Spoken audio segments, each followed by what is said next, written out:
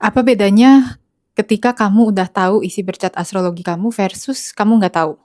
Gini, bayangin kamu tuh tinggal di rumah yang luasnya 1000 meter persegi. Tapi kamu ceritanya nggak pegang denahnya. Kamu nggak pernah lihat bahkan denahnya seperti apa. Kamu cuma ditempatkan di rumah itu, diberi penerangan di kamar, kamar mandi, dan satu ruangan lagi buat kamu aktivitas. Ruangan selebihnya gelap. Jadinya aktivitas kamu hanya terbatas di 3 ruangan itu. Nah, terus malam-malam kamu itu sering dengar suara tetesan air di kejauhan. Tapi kamu nggak tahu asal suaranya itu dari mana sih. Jadi kamu setiap malam hanya bisa mendengar, mendengar tapi nggak bisa berbuat apa-apa. Karena kamu kan nggak pegang senter. Terus lampu hanya ada di 3 ruangan tempat kamu berada. Padahal kan kembali lagi luasnya rumah kamu adalah 1000 meter persegi. Sekarang bayangin kalau kamu dibekelin senter dan sudah pegang denah rumah kamu. Begitu kamu dengar suara bocor, tetesan air di kejauhan, kan kamu merasa terganggu dong. Udah berhari-hari, berminggu-minggu, bahkan berbulan-bulan dengar tetesan air, kan kamu pengen ngecek otomatis kan.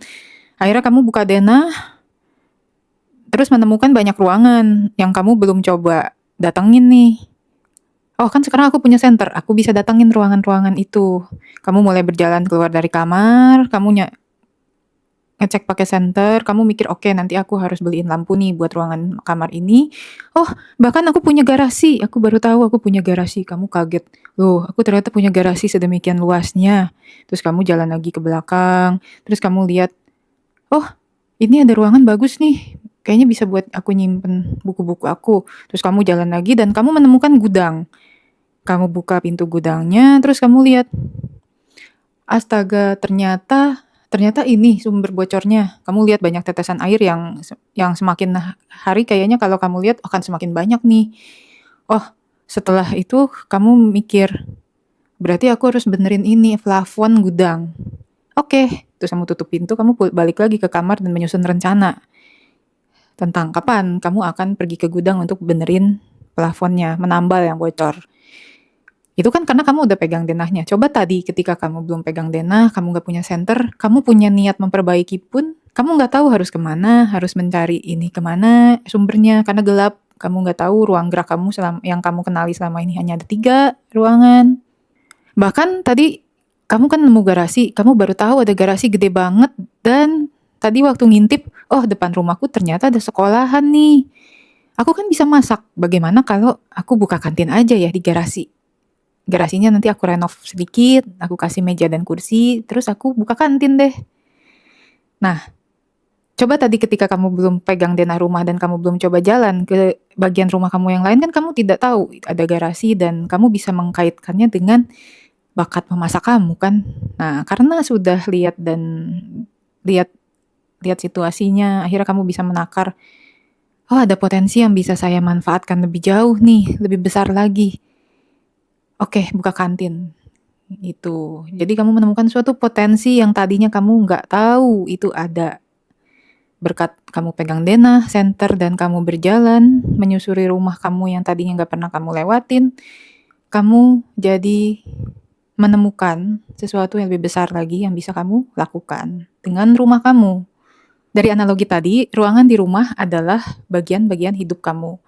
Denah rumah adalah bercat kamu. Center dan kamu yang mulai berjalan keluar dari ruangan tempat kamu diem, itu ada menggambarkan kamu yang mulai menerangi, mendalami ruangan-ruangan, bagian-bagian kehidupan yang terbaca di bercat kamu. Rembesan air yang suaranya kamu dengar dari kamar, itu menggambarkan bagian hidup kamu atau bagian diri kamu tuh yang selama ini dirasa mengganggu pikiran, menarik perhatian kamu, tapi kamu nggak tahu sumbernya itu ada di mana, sumbernya itu apa. Sama kayak tadi kan, kayak contoh tadi gitu, kamu dengar suara bocoran air setiap malam, kamu terganggu, tapi kamu nggak tahu asal suaranya dari mana. Karena kamu nggak pegang denahnya dan kamu jadi nggak bisa mengecek.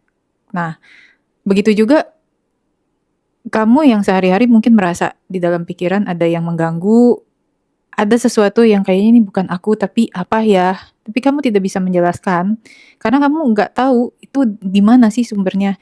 Nah, Dengan kamu pegang berchart sebagai denahnya dan center, kamu mulai menyoroti bagian-bagian diri kamu dengan media berchart,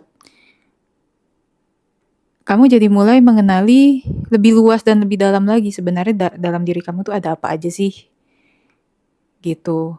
Bahkan tadi garasi ya contohnya, garasi itu sama dengan hal yang tadinya kamu tuh nggak tahu kamu punya potensi itu gitu. Nah setelah kamu lihat, oh ada nih saya ternyata punya potensi ini, kamu langsung mulai berpikir, oh karena saya tahu saya punya potensi ini maka bisa saya daya gunakan untuk menghasilkan uang nih, potensi yang tadinya saya nggak tahu tapi sekarang saya tahu setelah lagi-lagi lihat denahnya. Itu sih segambaran manfaat ya antara yang bisa kamu rasakan ketika kamu sudah tahu denahnya versus belum tahu. Bayangkan ketika kamu udah membaca berchart, sudah mendalami, sudah mengenal diri kamu lebih banyak lagi, lebih dalam lagi dibandingkan sebelumnya.